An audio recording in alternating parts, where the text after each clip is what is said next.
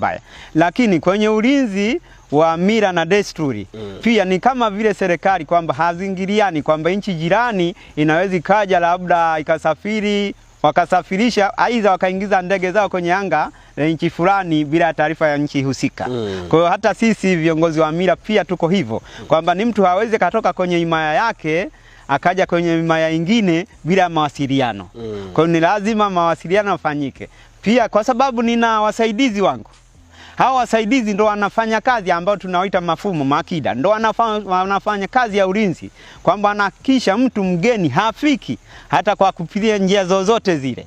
Kwa hiyo hata kipitia njia zozote zile pia wanamsimamisha, wanamhoji kufuatana na mila zetu. Kwa hiyo huo ni ulinzi ambao ni ulinzi wa kimila. Alafu vile masuala ya matambiko.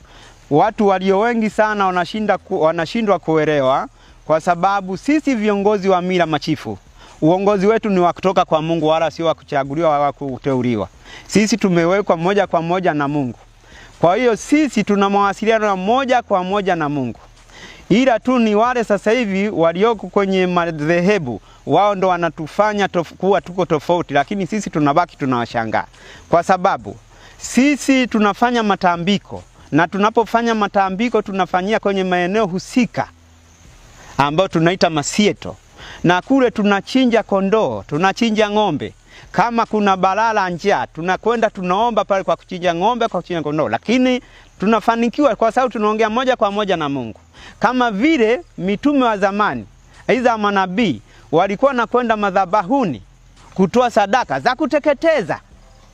Lakini sasa hivi hao wanaotubeza ni kwamba wao wanawashawishi watu watoe sadaka za fedha na wao wanaziweka mfukoni.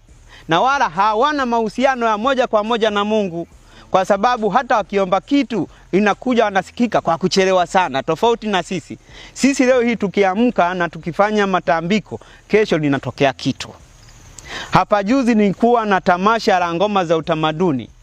Jua lilikuwa kali sana, tumesumbuka sana na mvua. Lakini nimekwenda kuyafanya moja kwa moja yote mawili. Tamasha likiambatanika na tambiko.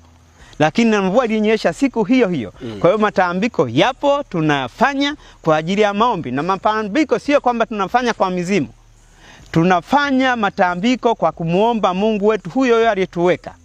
Lakini tofauti ni kwamba kama vile tunaambia kwa jina la Mungu Baba na la Mwana, pia mimi ninapofanya matambika naambia Mungu nisikie kwa jina la babu yangu Bantemanile Mwakatumbura na jina la baba yangu Chief Barton Mwakipesile Mwakatumbura. Yaani apitie humo Mungu kwenye majina, kama vile Wakristo naambia kwa jina la Mungu Baba na la Mwana. Manake Mungu Baba asikike kupitia kwa njia ya Yesu Kristo. Kwa hiyo sisi hatuombi kwa mshetani, ila tunamuomba Mungu huyo huyo. Tunafanya matambiko. Ni kweli matambiko ya